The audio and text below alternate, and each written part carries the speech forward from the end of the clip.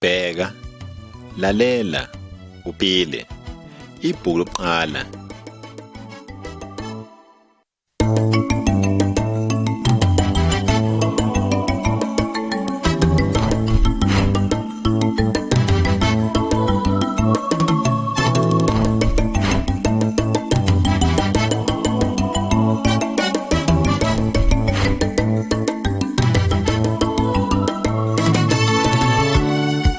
Bheka, lalela, upile.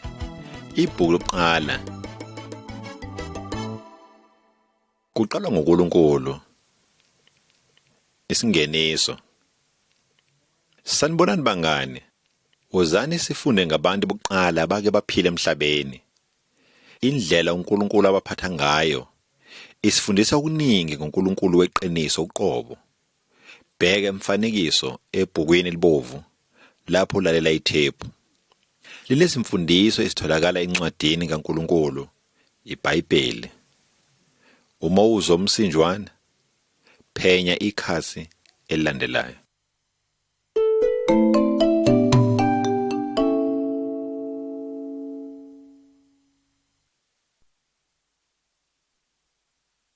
Isithombe sokuqala. U-Adam nezilwane.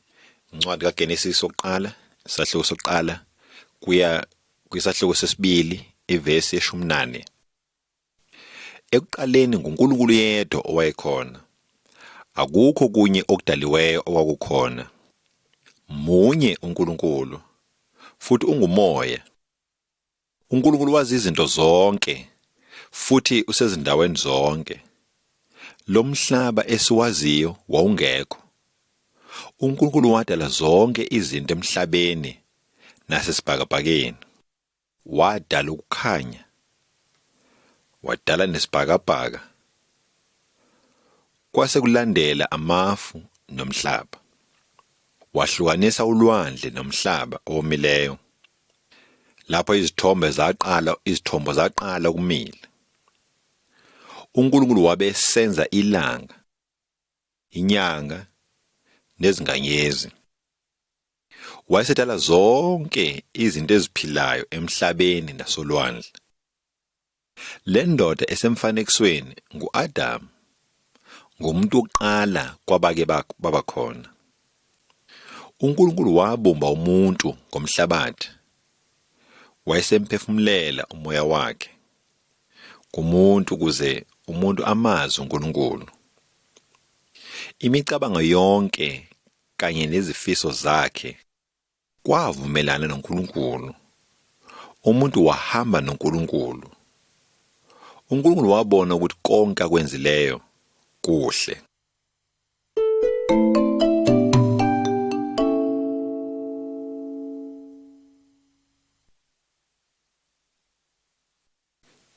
Isithombe sesibili. U-Adam ufumana unkosikazi.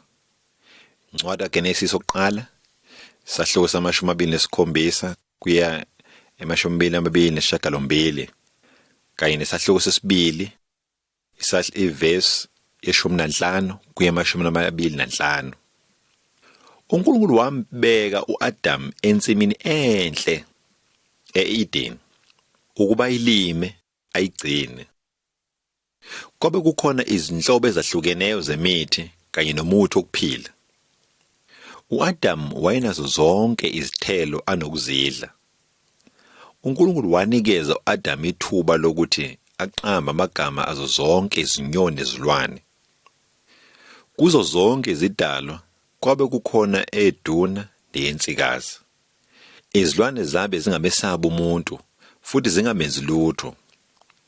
u-Adam wayengenaye umsizi onjengaye. Ngakho uNkulunkulu wamenzela owesifazane ukuba abe ngumsizi wakhe. uNkulunkulu wehlisela u-Adam ubuthongo obukhulu. Wayesekhipha ubambo ohlangothini luka-Adam wenza ngalo owesifazane. uNkulunkulu waletha owesifazane endodeni. Owesifazane nowesilisa babehambaze bobabili, kepha babengenamahloni. Babekhuluma noNkulunkulu njengabangane. Lungekho usizi nobubi endaweni ababekuyo.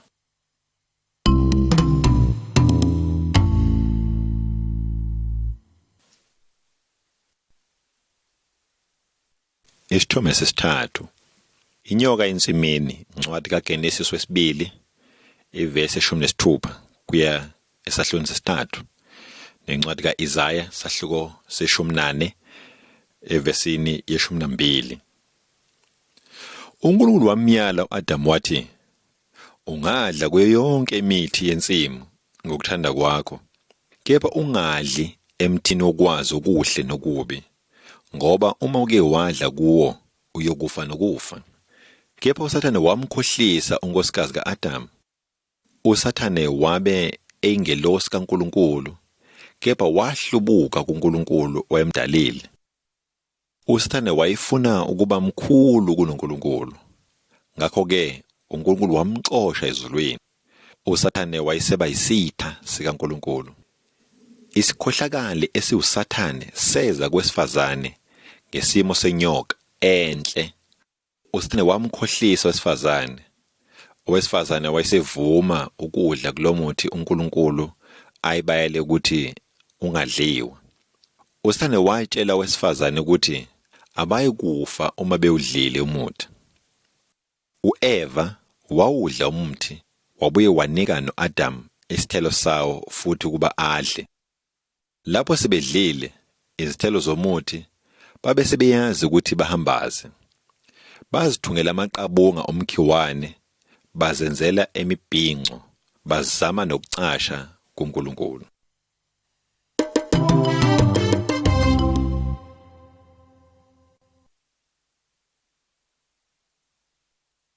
Isithombe sesine. uAdam noEva ngaphandle kwensimu. Incwadi kaGenesis wesithathu, siqale evesini ye-18 sigcine evesini ye-24. Kulo mfanekiso siyabona ukuthi kwenzekani lapho uAdam eqa umyalo kaNkulunkulu. uNkulunkulu wajezisa ngokweqa umyalo wakhe, kodwa waqala ngenyoka wathi, ngoba wenze lokhu, uqalekisiwe ngaphezulu kwazo zonke izilwane ezifuyiwe nezasendle. Kusukela ngalesikhathi uSathane waba isitha sikaNkulunkulu nesomuntu. uNkulunkulu wayeshilo ekuqaleni ukuthi isizukulwane sika-Adam noEva, iNkosi uJesu Kristu, siyakumehlula uSathane. uJesu wakwenza lokho ngesikhathi efela izono zethu nangesikhathi evuka ekufeni. uNkulunkulu wathi kulo wesifazane, ngizokwandisa ubuhlungu ekhulelweni nasekubeletheni kwakho. uNkulunkulu wathi ku-Adamu, ngoba ulalele inkosikazi yakho wadla nakulomuthi, ngiyawuqalekisa umhlaba. Ngakho-ke uzowusebenza kanzima ukuze ukhiphele ukudla okuzokwanela wena nomndeni uze ufe. uNkulunkulu wakhiphela u-Adamu ngaphandle kwensimu. u-Adamu waqamba inkosikazi ngokuthi uEva, okusho ukuthi ukuphila. Wathola abantwana baka-Adamu. uAdamu noEva nabo bonke abantu abeza ngemva kwabo banobubi kubona yibo lobu obuhlukanisa noNkulunkulu kanye nabo uqobo. Sonke asimlaleli uNkulunkulu. Ukungalaleli kuyisono, ngoba uma sona siyafa. Kodwa likhona ithemba. uJesu ophilayo ukhona ukusisiza emandleni esono kanye noSathane.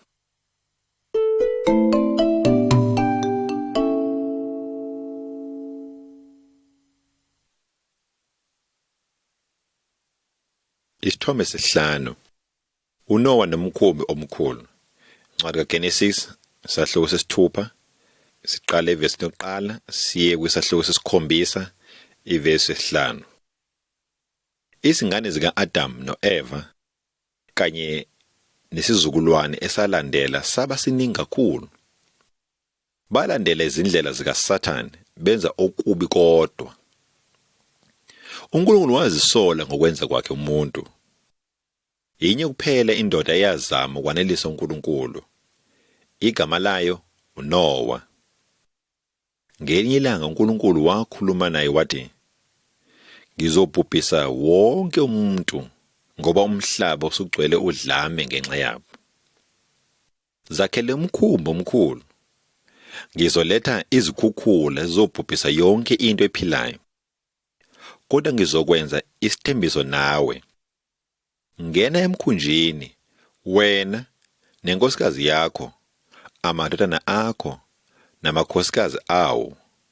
Emkhunjini wakho faka izilwane zesilisa nezifazane, kanye nezinyoni, ukuze zithole ukuphila. uNkulunkulu wamtshela uNowa ukuthi awakhe kanjani umkhumbi. uNowa wenza njengoba uNkulunkulu emtshelile. Kwathi ngesikhathi akha umkhumbi, wayelokhu ebatshela ukuthi uNkulunkulu uzobhubhisa umhlaba, kodwa abantu abazange bayeke ukona.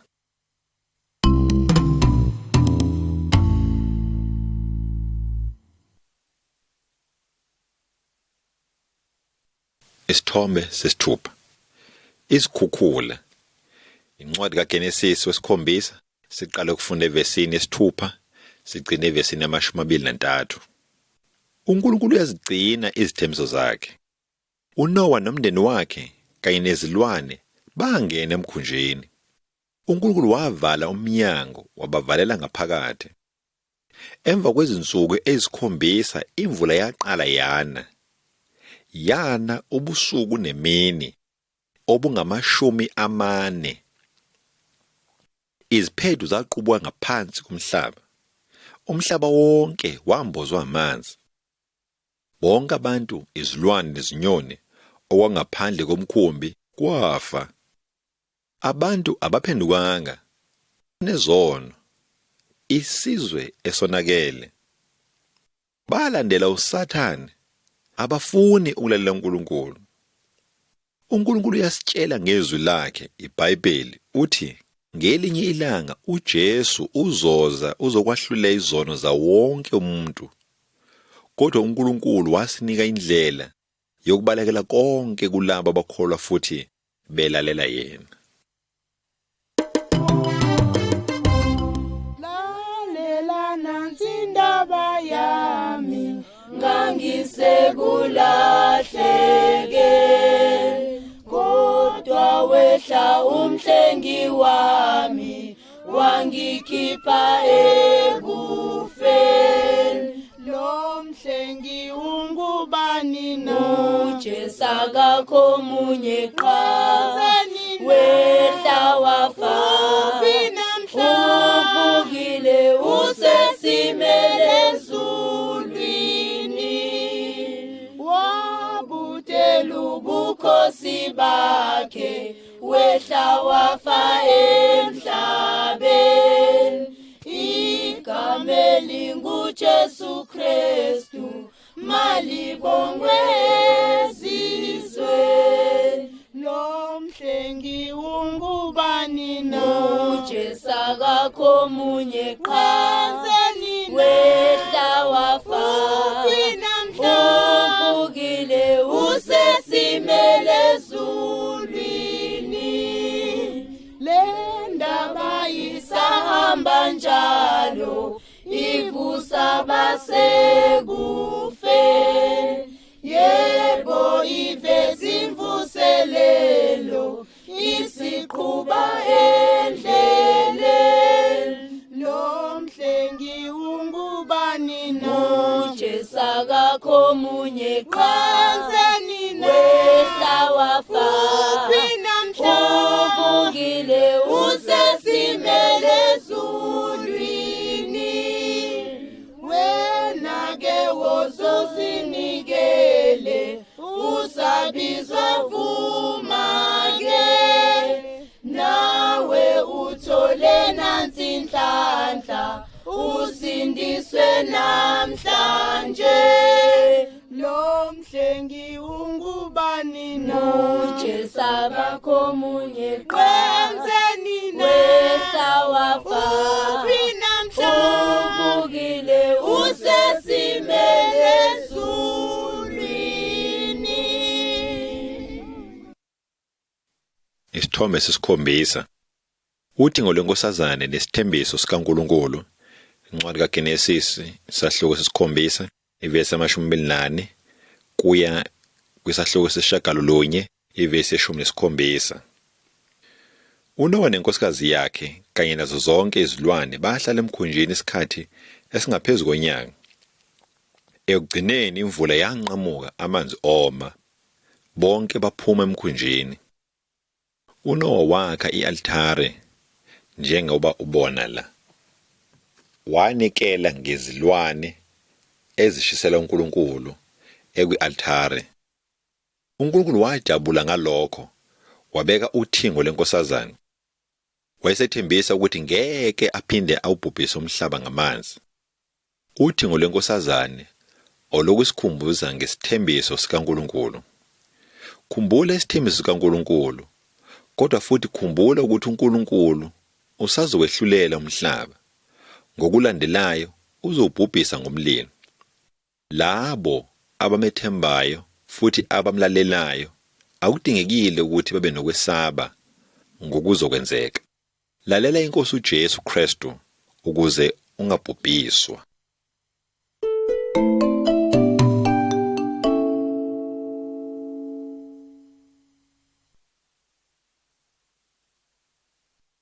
Isithombe sesishiyagalombili. Umphongolo waseBhabheloni. Incwadi kaGenesis sahluko se-11 siqale evesini yokuqala sigcine evesini yesishiyagalolunye. Bonke abantu abasemhlabeni bayisizukulwane samadodana amathathu kaNoah. uNkulunkulu wabatshela ukuthi ababe nezingane futhi bahlale noma kuphi emhlabeni. Bonke abantu bakhuluma ulimi olulodwa futhi bangafuna ukusabalala wonke umhlaba. Abamlalelanga uNkulunkulu futhi bakhetha ukwakha idolobha elinebhilidi elifika esibhakabhakeni. uNkulunkulu wabona idolobha kanye nebhilidi, wabuye wabona ukungalaleli kanye nokuzikhukhumeza kwabo. uNkulunkulu wathi, bonke laba bantu futhi bakhuluma ulimi olulodwa. Asehleni siyobacubela izilimi khona bengeke besazwana. Kulomfanekiso abantu ngeke besaphinde bezwane. Bayeke ukwakha idolobha kodwa baya kohlala ezindaweni ezahlukene. Ngenxa ungalaleli kwabo yikho sesinezilimi eziningi ezahlukene. Uma sona, izono sihlukanisa noNkulunkulu futhi zihlukanisa nabantu. Asimhloniphe futhi simthembe njalo uNkulunkulu.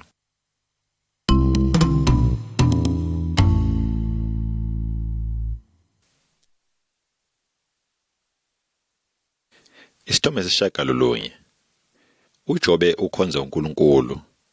Incwadi kaJobe uqala sahluko sokuqala siye evesini ye-12. Lapha sibona indoda egama layo uJobe unikela ngokushisekela uNkulunkulu umhlatshelo. uJobe ukhonza uNkulunkulu weqiniso futhi ngeke azilandele izindlela zikaSathane. uJobe enamadodana ayisikhombisa namadakazi amathathu. Wayebenzela abantwana bakhe iminikelo. Wacela intethelelo kuNkulunkulu uma bedelele uNkulunkulu nanoma ngayiphi indlela. uNkulunkulu wayenelisekile ngoJobe.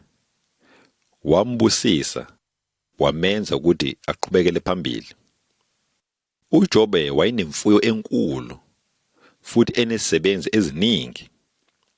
Ngelinye ilanga uNkulunkulu wamtshela uSathane ukuthi wanelisekile ngoJobe. Kodwa uSathane waqala ukusola uJobe wathi uJobe ukhonza uNkulunkulu ukuze anothe. uSathane wathi kuNkulunkulu, uma ungase uthathe konke lokhu uJobe anakho, angakuqalekisa. uNkulunkulu wayazi ukuthi uSathane unamanga ngoba uJobe wayeyindoda eqotho futhi efuna ukugculisa uNkulunkulu. uNkulunkulu wamvumela uSathane ukuba amthathele konke uJobe ayinakho ukuze amhlole.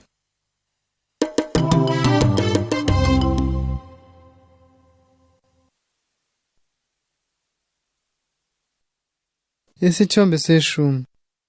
uJobe uyalila. uJobe uqala ivesi ye-13 sigcina ivesi ye-22. Lesithombe sikhombisa usuku olubuhlungu lukaJobe. Izisebenzi zamlethela izindaba ezimbi.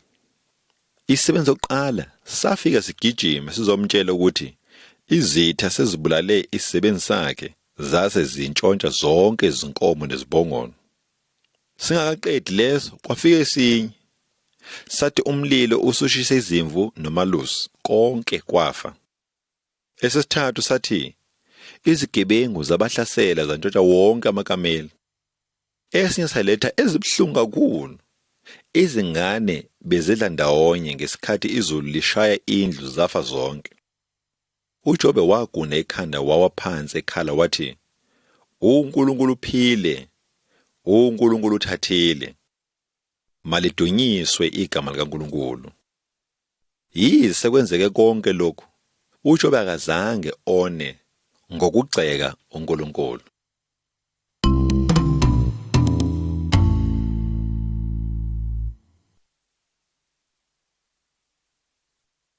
Isithombe se-11. uJobe uyahlupheka. Incwadi kaJobe isahluko sesibili, ivesi 2, siye sifike esahlukweni sama-41, ivesi 34. uSathane wabona ukuthi uJobe usamhlonipha uNkulunkulu. uSathane wayesethi kuNkulunkulu, uma ungase uhlukumeze umzimba kaJobe, uJobe angaqalekisa. uNkulunkulu wavumela uSathane ukuba amhlole futhi uJobe. uSathane waletha isifo esibi sesikhumba kuJobe. uJobe waphumela ngaphandle wayokhuhla izilonda ngocezu lwebhodi eliphukile. unkosikazi wakhe wathi, qalekisa uNkulunkulu ufe. Kodwa uJobe waphendula wathi, kumele samukele okuhle kuphela yini kuNkulunkulu, hayi okubi. Abangane abathathu bakaJobe beza bazokhuluma naye izinsuku eziningi. Bazama ukuthola izizathu zokuhlupheka kaJobe. Bathi wenze into embi yingakho uNkulunkulu emjezisa. uJobe akavumelananga nalokho abekusho.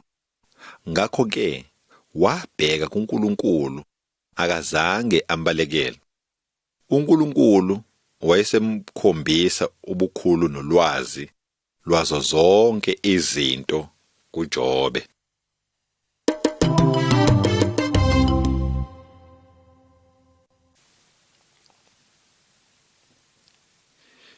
Isithombe se-12. uJobe uyaphiliswa.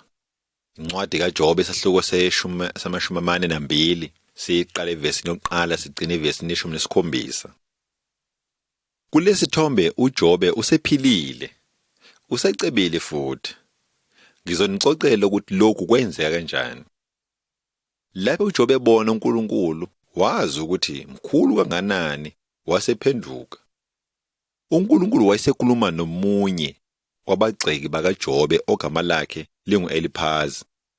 Nginidinelwe wena nabangani bakho ababili ngoba anikhulumanga ngami lokhu kulungileyo, njengoba isisebenzi sami uJobe senzile.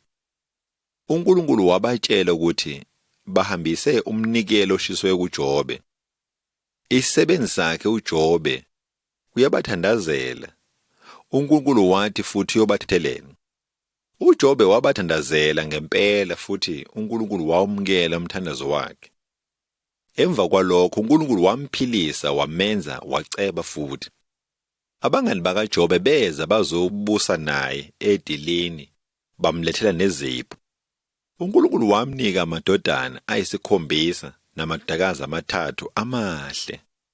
Wahlala ephila, wabona isizukulwane sakhe, waze washona esemdala kakhulu. uNkulunkulu ufuna ukuthi simthembe, sibekezele uma sekuhluphekeni. uNkulunkulu uyazi ukuthi sihluphekelani njengoba siphila. Uphethe zonke izinto ezenzekayo. Khumbula ukuthi uNkulunkulu usithanda sonke futhi ufuna okuhle kulabo abakhonzayo. Ngizohamba noJesu, ngizohamba noJesu, ngizohamba noJesu, Jesu wami ngizohamba noJesu, ngizohamba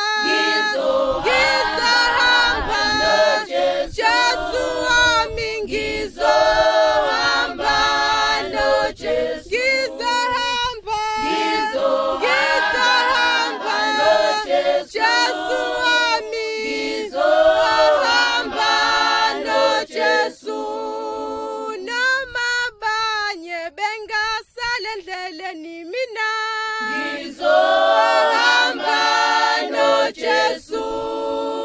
nami intombi zingasala endleleni mina Ngizohamba noJesu. ngisahamba Ngizohamba noJesu. Jesu wami Ngizohamba noJesu. ngisahamba Ngizohamba noJesu. Jesu wami Ngizohamba noJesu. Incwadi yokuqala. Isingeniso. Bangani, wothi nginitshele ngendoda ebizwa ngokuthi uAbraham. Yamlalela uNkulunkulu, futhi ngenxa yayo abantu abaningi babusiswa. Zilungiselele kuba isithombe esilandelayo uma uzwa lo msindo.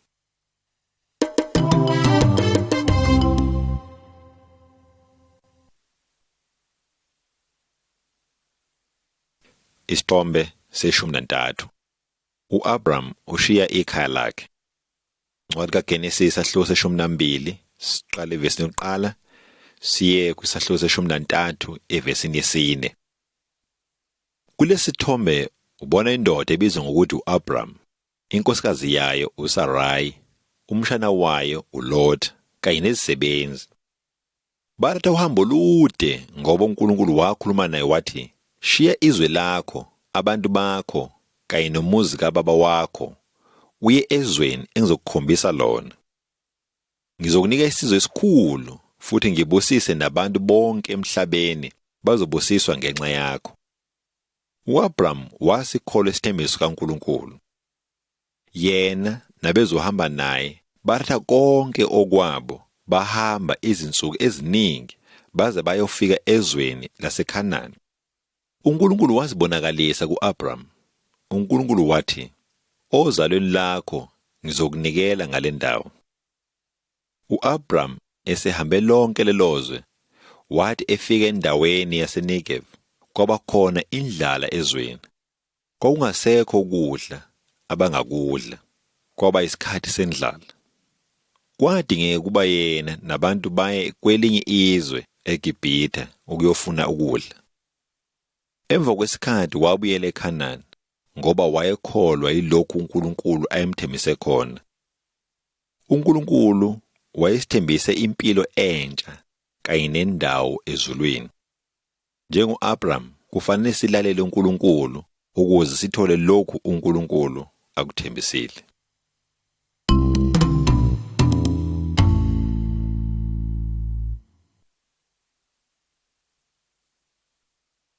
Isithombe se-19. uAbraham noLot.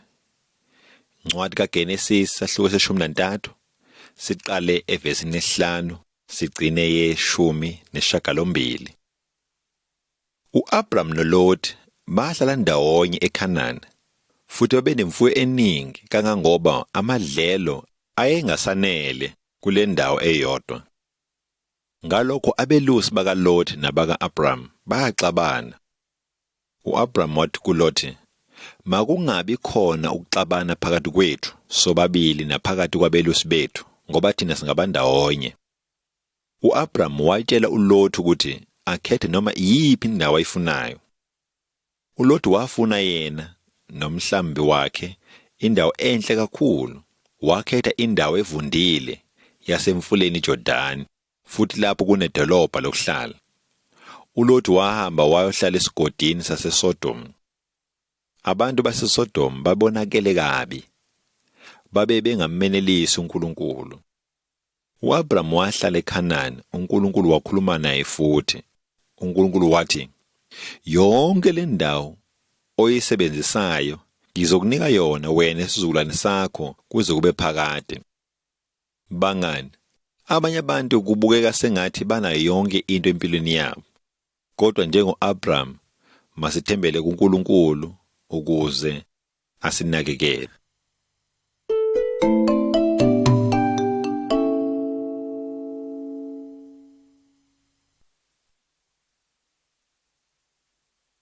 Isithombe se-15. U-Abram uhlangana nenkosi yoxolo. Incwadi kaGenesis isahluko se-14, qala ivesi yokuqala sigcine ivesi nama-24. Ngesikhathi sahlala kulesi sigodi kwaba nempi. uLot nomndeni wakhe kanye nabo bonke abantu baseSodom baboshwa. U-Abram kanye namasosha akhe bahamba bayobakhulula. Baqoba isitha, basindisa abantu kanye nezimpahla zabo. Sebebuya empini bahlangana nenkosi, njengoba ubona esithombeni. Igama lenkosi uMelkisedeki. Wayeyinkosi yedolobha laseSalem, okusho ukuthi uxolo. Wayekhonza uNkulunkulu weqiniso futhi emanelisa. Waletha isinkwa newayini ku-Abram. U-Abram wakhothama phambi kukaMelkisedeki, wamlethela izipho. Inkosi yaseSodoma yafuna ukuletha izipho ku-Abram ngokusindisa abantu, kodwa u-Abram wayengeke amukele lutho enkosini engalungile. Bangani, masibe njengo-Abram, singalandeli izindlela zabantu abangalungile. Basiholela ezinkingeni nasekufeni. Izwi likaNkulunkulu noma iBhayibheli lisifundisa ukuthi uMelkisedeki ucishe afane noJesu Kristu. Kufanele sikhonze futhi silandele inkosi uJesu. Izindlela zakhe ziholela oxolweni futhi zihambisana noNkulunkulu.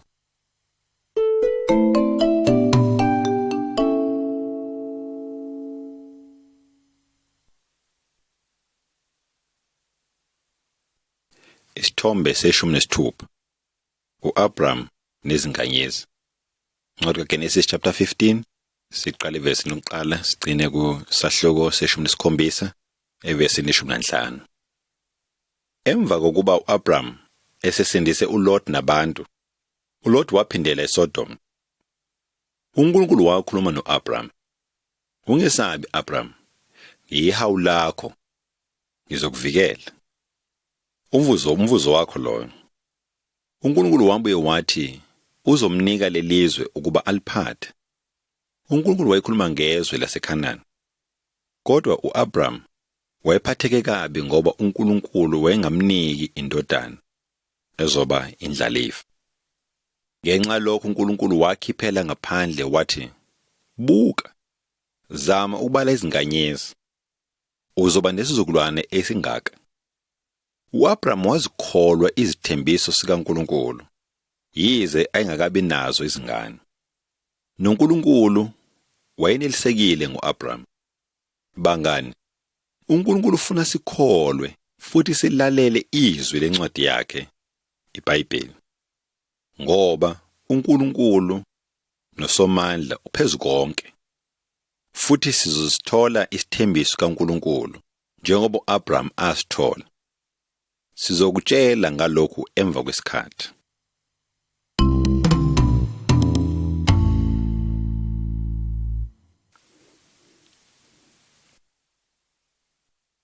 Isithombe se-17. Umntwana u-Ishmael. Incwadi kaGenesis sahluko se-16 kuya kwe-17. Bona kulesi sithombe, u-Abram usenomntwana womfana. U-Abram wahlala eKhanani iminyaka eyi-10, kodwa wayesalindele isithembiso sakhe, ngoba uSarayi umkakhe wayengakabi nayo ingane. uSarayi wayenesisebenzi uHagari. Wayefuna ukuthi uHagari atholele u-Abram ingane bese ayithathe ingane kube yakhe. Kwawusiko ngalezo zikhathi. uHagari wakhulelwa uSarayi no-Abram baba nomona. Wamphatha ngesihluku, waze wabaleka uHagari. Kodwa ingelosi kaNkulunkulu yahlangana naye emduduza. Yamtshela ukuthi uzothola indodana, igama layo u-Ishmael. Okusho ukuthi uNkulunkulu uyezwa. uNkulunkulu wathi uzombusisa u-Ishmael. U-Ishmael uzolwa na wonke amadodana. U-Ishmael wazala kamva waba uyise wama-Arab. Emva kweminyaka eyi-13 u-Ishmael ezelwe, uNkulunkulu wabuye wathembisa u-Abraham nesizukulwane sakhe izwe laseKhanani. Kodwa uAbraham nesizukulwane sakhe kumele balalele izwi likaNkulunkulu.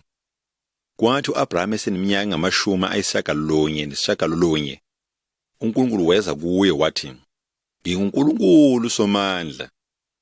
Hamba phambi kwami futhi ungilalele kukona konke okwenzayo.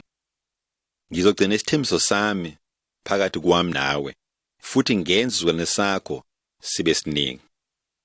Lesi isivumelwano sami nawe esemthethweni. Uzoba uyise wezizwe eziningi. Ngakho-ke ngeke usabizwa ngokuthi ungu-Abraham. Igama lakho usungu-Abraham. Ngenxa igama elisha uNkulunkulu amnika lona, uAbraham wayazi ukuthi uNkulunkulu uzonika isizukulwane esiningi. uNkulunkulu wathi futhi, izwe lonke laseKhanani ngizokunika wena nezizwana sakho, mina ngizoba uNkulunkulu wakho." uNkulunkulu washintsha igama likaSarai wathi uSara. uNkulunkulu wathembisa ukumbusisa bese emnika indodana. Kwesinye isikhathi njengo-Abraham noSara, sike sizame ukwenza izinto ngendlela yethu. Singaletha ubuhlungu kanye nosizi kwabaningi. Kufanele simthembe uNkulunkulu, simlalele, bese simlinda ukuthi enze ngendlela yakhe. Jesu uyimpendulo yezwe elonakele.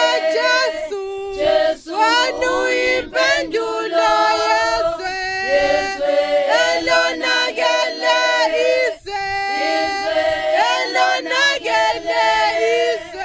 Izwe elonakele. Izwe elonakele. Izwe elonakele. Jesu wena uyimpendulo yezwe elonakele. Jesu uyimpendulo yezwe elonakele. Yezwe elonakele. Yezwe elonakele. Yezwe elonakele. Yezwe elonakele. Isithombe se-18. uSara uyahleka. Ncwadi kaGenesis sahluko se-18 esifuka evesini lokuqala sigcine evesini le-15. Ngelinye ilanga uAbraham eseneminyaka engama-99 yobudala, izivakashi ezintathu ezibalekile zeza etendeni lakhe. uAbraham wabiza uSara ukuthi azobalungiselela ukudla, wayesebanika yena. Indoda yabuza uAbraham ukuthi uphi uSara, waphendula wathi usetendeni. Eyodwa lamadoda kwabe kunguNkulunkulu uqobo lwakhe. Wathi kuAbraham, "Ngizobuya ngesikhathi esifanayo ngonyaka ozayo, inkosikazi yakho uSara uzobe esenendodana." uSara wakuzwa lokho, wahleka ngoba wayeseneminyaka engama-90 yobudala. Akazange akholwe. uNkulunkulu wakhuluma noAbraham wathi, "Yini indaba uSara ahleke futhi athi angamthola kanjani umntwana ngoba usemdala? Ikhona yini into enzima kuNkulunkulu? uSara uzothola indodana."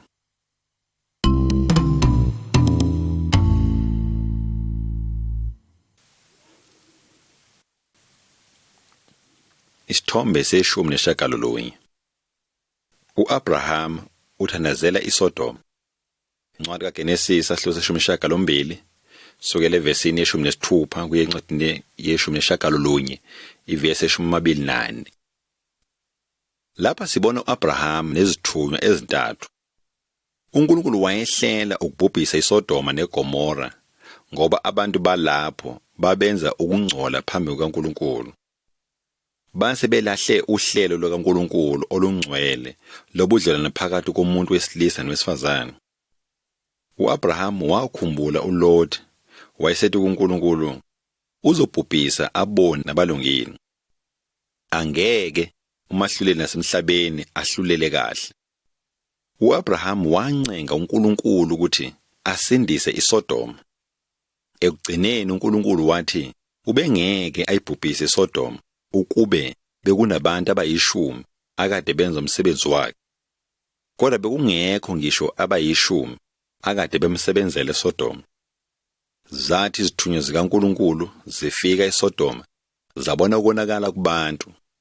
Ukuphela komuntu owayelungile lapho kwaba kunguLothi. Izithunywa zatshela uLothi ukuthi yena nomndeni wakhe abaphume baphele eSodoma, bangalinge babheke emuva. uNkulunkulu wathumela umlilo ovela ezulwini waya eSodoma naseGomora. Kwathi bonke aboni ababehlala khona babhujiswa bafa. Ngesikhathi uLothi nomndeni wakhe sebehamba, unkosikazi wakhe wabheka emuva wase ephenduka isiduli sikaSawuli. uAbraham wancenga uNkulunkulu ukuthi asindise abalungile. Kwaba uLothi namadodakazi akhe amabili kuphela abasinda.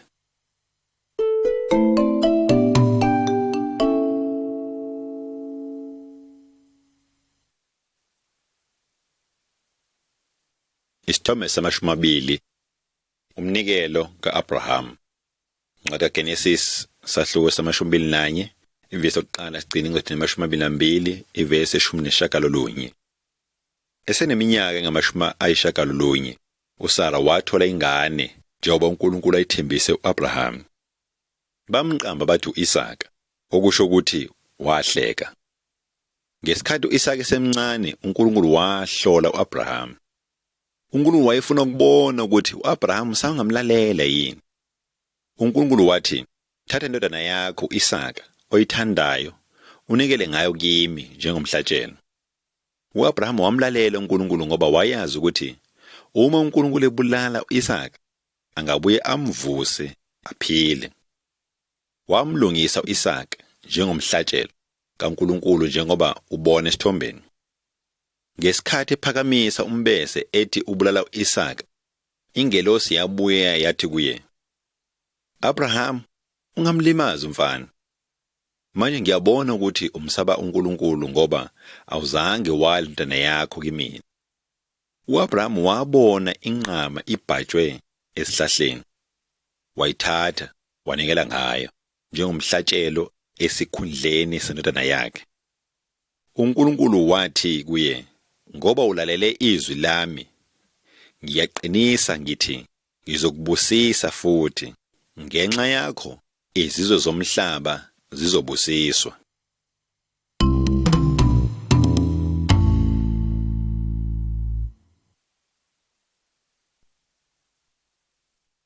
Isithombe sama-21 uAbraham nesisebenzi sakhe. Ncwadi kaGenesis sahluko sama-24 evesifusule ivesi yokuqala sigcine kusahluko sama-25 evesini yama-26. Ngesikhathi uAbraham esekhulile kakhulu wabiza isisebenzi sakhe wathi, "Ngithembiseni ukuthi nizophindela ezweni lami nahlini zami niyothela indodana yami umakoti." uAbraham wayengafuni ukuthi uIsaka ashiye izwe uNkulunkulu ayemthembise lona noma athathe unkosikazi eKhanani. Isisebenzi samlalela uAbraham sahamba sayizweni lakhe eNahori. Lapho wacela uNkulunkulu ukuthi amgade ukuze athole inkosikazi kaIsaka. Intombazane enhle igama layo linguRebeka yaqhamuka edolobheni ukuzokha amanzi emthonjeni. Yayijabule ukuzokhelela isisebenzi kaAbraham kanye namakameli akhe ayishumi. Isisebenzi sazi ukuthi uNkulunkulu usiholele kulomuntu wesifazane futhi sabona ukuthi uye lo akade emfuna. Wathola ukuthi kwabe kuyindodakazi yomfowabo kaAbraham. Isisebenzi samdumisa uNkulunkulu ngokuphendula umthandazo waso nokuthi simholele ezihlotsheni zomphathi waso uAbraham. uRebeka waba unkosikazi kaIsaka. uAbraham wafa eseneminyaka 175 ubudala. Impilo yakhe yonke wayethembele kuNkulunkulu ukugcina izithembiso zakhe. uNkulunkulu wamamukela wambusisa. uNkulunkulu sababusisa bonke labo abamthemba njengoAbraham.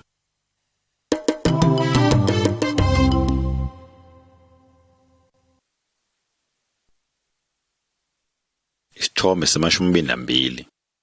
uJesu uzelwe. Incwadi yabaseGalatiya sahluko sesine, ivesi yesine nesihlanu. Incwadi kaMateyu kuqala, ivesi ye-18 sigcina ivesi ye-25. Izwi likaNkulunkulu liyiqiniso. uNkulunkulu ngeke awaqamba amanga. uNkulunkulu watshela uAdamu ukuthi uyothumela loyo oyohlula uSathane. Wathembisa uNowa ukuthi uyobaqeda bonke labo abamonayo noma abangalungile. uNkulunkulu wakhombisa uJobe ukuthi yena usifunela lokho okuhle, futhi wakhombisa uAbraham ukuthi yena uyazigcina izithembiso zakhe. Kulesi thombe sibona umntwana obizwa ngokuthi uJesu. Wazalwa ngesikhathi ezweni lakwa-Israyeli kuqala elalibizwa ngokuthi iKhanani. Umama wakhe uMaria owayisizukulwane sika-Abrahama no-Isaka. uMaria wayeyintombi nto ngesikhathi ezalwa uJesu. uJesu wayengenaye uyise wenyama. Uyise kwakunguNkulunkulu oyedwa weqiniso. uJesu nguye oletha izibusiso emhlabeni wonke. Wazalelwa ukuzogcwalisa isithembiso zikaNkulunkulu nokwehlula uSathane, nokuthi asibuyisele emva kuNkulunkulu.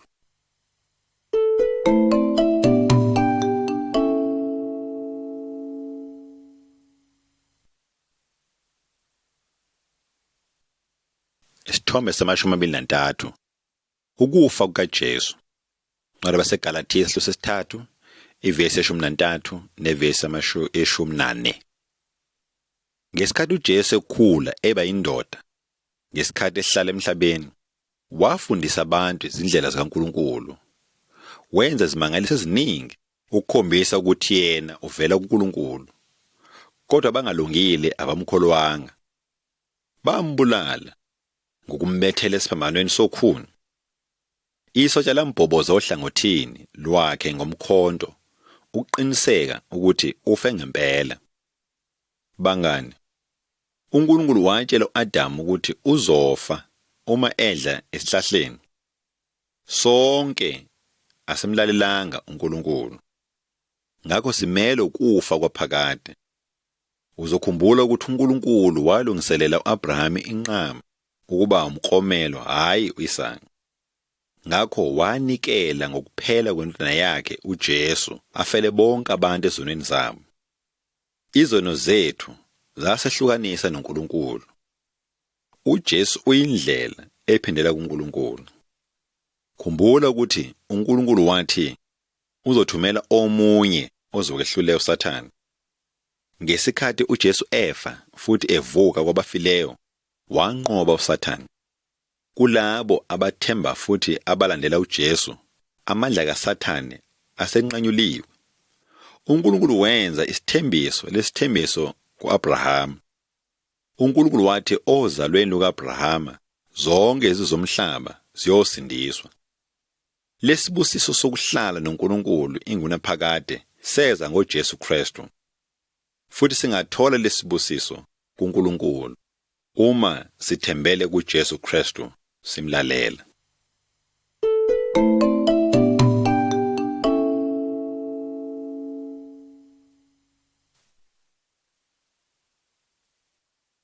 Isithombe sama-24.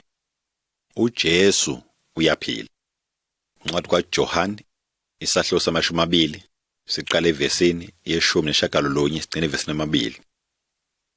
Abangani bakaJesu bangcwaba umzimba wakhe engcwabeni. Waba sengcwabeni izinsuku ezintathu. Emva kwalokho wavuka kwabafileyo. Ukufa ngeke kumvimbele uJesu. Yena yedwa ovela kuNkulunkulu. uJesu wazibonakalisa ephila kubafundi bakhe. Bonke bamangala. Oyedwa umfundi, uThomas, wayengekho ngesikhathi eza kubo. uThomas wathi kubo, "Uma ngingaboni izimbobo zezipikili ezandleni zakhe, futhi ngingeke ngifake izandla zami ohlangothini lwakhe, ngeke ngikholwe." Emva kwesonto uJesu wazibonakalisa futhi. Buka esithombeni. uJesu wakhombisa uThomas izimbobo zezipikile esandleni sakhe, wayesemtshela ukuthi afake izandla ohlangothini lwakhe. Yeka ungabaza ukholwe, kusho uJesu. uJesu wabuye wathi, bayajabula laba abakholwa bengabonanga. Bangani, masingabi njengoThomas owangabaza uNkulunkulu. Masifane noAbraham owakholwa izethembiso kaNkulunkulu. Futhi ukumazi uNkulunkulu ukuthemba nokulalela uJesu Kristu bese uthola isipho sokuphila noNkulunkulu ingunaphakade.